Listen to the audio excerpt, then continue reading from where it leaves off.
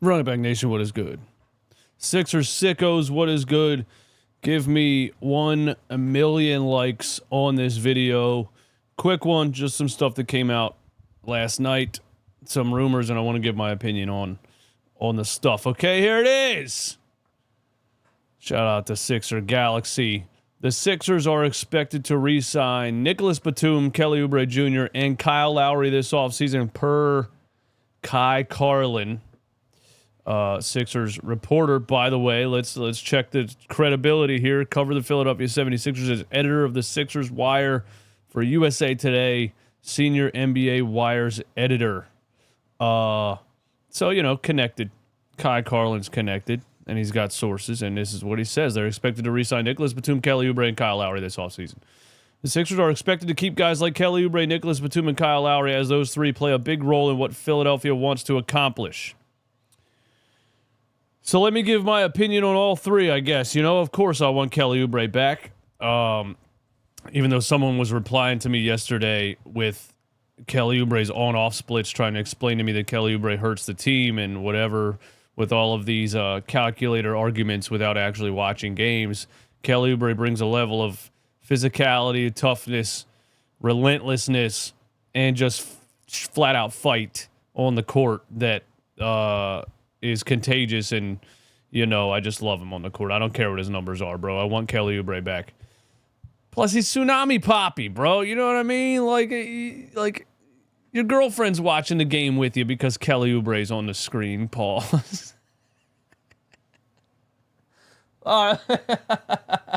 Why did I say that, yo? All right.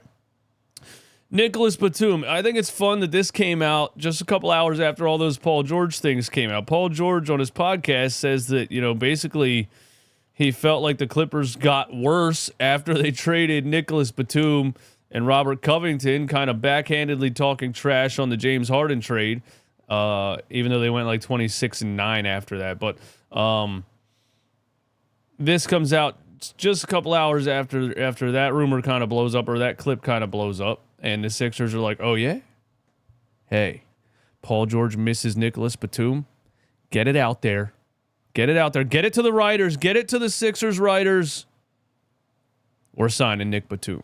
So the Sixers are interested in bringing back Nicolas Batum. Of course, veteran, quick trigger, 40+% three-point shooter, one of the smartest big men I've seen recently, just with the ball in his hands. I mean, I was watching some highlights yesterday, and there's a clip where Nicolas Batum's running a fast break and makes like an advanced pass and then points to the net, like tells the guy that he passed it to where to pass it next. Like he made a pass before a pass because he read the whole floor.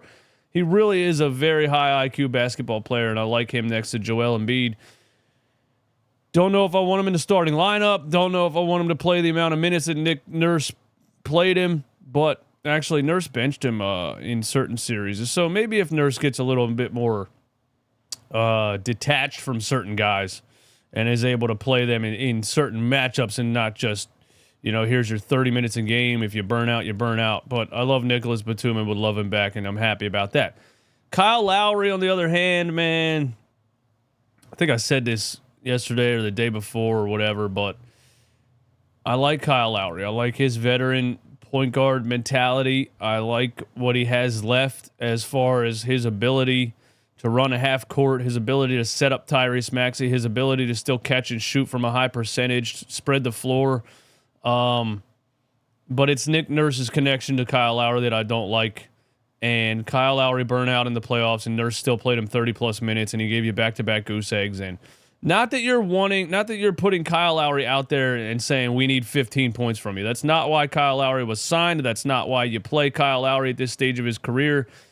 So it is what it is. There's the other part of that like the Sixers were so lacking scoring that you started to look at Kyle Lowry and say, hey, you gave us a goose egg. So if they give you some more scoring with a better third option than goose egg Tobias Harris and some other guys, then probably Kyle Lowry's scoring isn't even really looked at, and he's just put on the floor to be that facilitator, set up Tyrese Maxey, catch and shoot when you're open, and things like that. Again, I don't really want him playing 30+ minutes, but we'll see. If they re-sign him, we'll see what Nick Nurse does. But again, I think the Kyle Lowry, Nick Nurse thing and the amount of minutes and the goose eggs in the playoffs were amplified because of how just lacking the Sixers were of scoring outside of their main guys. So there's that. I do think Kyle Lowry wants more than a vet minimum, and he's about to turn 40. I mean, I think he's about to turn 39. He'll be almost 40 by next playoffs. I don't know. If you get him on another vet minimum, sure, but if I can't see you giving Kyle Lowry like a 3-year contract, like that would just be insane. We'll see what they do. But there's the report, man. There's the guys that they are expected to re-sign. One name that's not in there that I'm a little bit disappointed is not in there that I would like to see is Cameron Payne. Cameron Payne is that Swiss Army knife off the bench that just has a level of energy and confidence and killer mentality.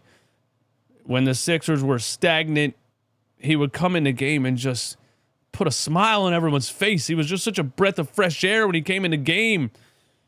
And they've been needing guys like that off the bench for forever. When the energy's low and the defense is really clamping guys and our main guys are getting doubled and tripled and we're really struggling to make anything happen, Cameron Payne comes off the bench and just starts bombing threes and cutting people up and running pick and rolls and throwing alley-oops. And I just love everything he brought to the team last year, and I would love to see Cameron Payne back on this team, but he's not in this initial report.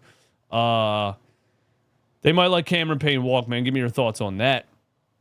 Of course, this is coming out, too. If the Sixers, if Daryl Morey does not succeed at trading the first-round pick, if he doesn't get what he thinks he wants, he's not going to trade. He's not going to trade it just for no reason. You saw a couple years ago when he drafted Jaden Springer with the first-round pick. Jared McCain from Duke here is a potential draft pick for the Sixers at pick number 16. 6'3", 195 freshman, shot-creating guard out of Duke. 14.3 points per game as a freshman in a big-time school. I like that. 5 rebounds per game at only 6'3". I like that. 1.9 assists per game. Here's what I really like about Jared McCain. 41.4% three-point percentage on 6 attempts per game. I like that. And what I want to say is that if he fails to trade the first-round pick and he's forced to draft somebody, at least somebody like Jared McCain is probably a player that could be used at least off the bench in minimum minutes as a rookie and just be one of those spark kind of guys. And who knows, throughout the season towards the playoffs, maybe he becomes like a rotational player and a surprise player and is vital off the bench. And, you've seen rookie guards come off the bench and be valuable for teams plenty of times throughout the course of watching the NBA. And, you can look at someone like Derek Lively, not a guard, but same scenario, a rookie that was drafted he was drafted 12, but a rookie that was used on a team that went all the way to the NBA Finals. So I'm not saying it's impossible for a rookie to get minutes. Nick Nurse didn't play Ricky Council when it mattered the most because he's a G League guy and has an awkward shot and probably some other reasons. His defensive communication, maybe knowing the plays, maybe knowing the spots to be. Maybe there was some things there, but maybe a rookie guard like Jared McCain could get some rotational minutes for the Sixers. And what I'm saying is if he fails to trade the pick, at least he could draft a guy like this who could be useful. The Jaden Springer thing a couple of years ago was such a head scratcher because it was like, okay, you didn't trade the pick, but you drafted a project. You drafted a 19-year-old kid who can't shoot, who literally, doesn't really have much basketball game at all. He has a perfect stature and size and athletic ability, but that's a project that you hope you could develop into something. At least somebody like this has some high-level basketball skill, has played at a high level, and I think could be useful off the bench.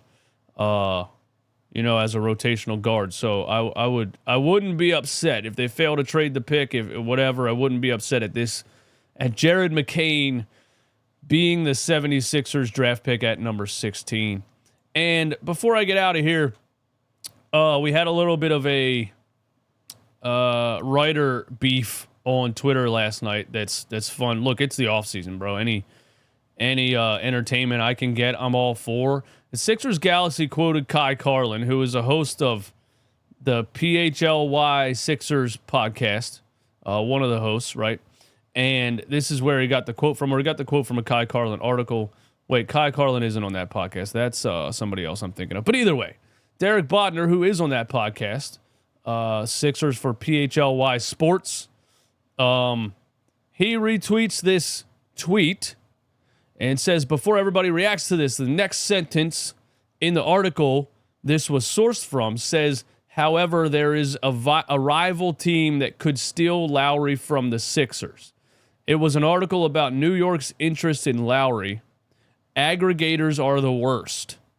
I think Bodner got upset because Philly Sixers Galaxy basically put out the one quote saying that Kyle Lowry is one of the 3 players the Sixers want to re-sign. But he didn't initially put the second part of the quote, which is that there's a rival team that could steal Lowry from the Sixers, and then Derek Bodner calls him an aggregator, which I don't know what the fuck that means, to be quite honest with you guys. I'm not a damn linguist or something. I've never used the word aggregator in conversation. So that's all I'm saying. And then Sixer Galaxy replies. Now we got some beef on the timeline between Sixers writers and Sixers Twitter pages. And for those that care, we're seeing a shift in media, and we're seeing a little bit of animosity between old school style sports writing and radio hosts and new school style, which is Twitter pages, Instagram pages, and YouTubers. And it's just an interesting dynamic to me because jealousy is a hell of a drug. Anyway, Sixer Galaxy replies to him and says, crazy because it's literally posted right before this tweet.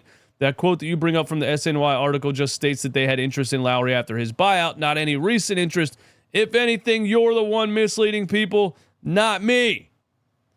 And he posts his own tweet where he quoted the quote that Derek Bodner claims that he didn't quote. Nerd fight! I don't know, dude. There's no reason for me to be talking about this, but there's the rumors from last night, and give me all your thoughts on it, man. Give me 1 million likes on this video, and I'll see you guys very soon, man. Y'all the best. I love you. Peace out.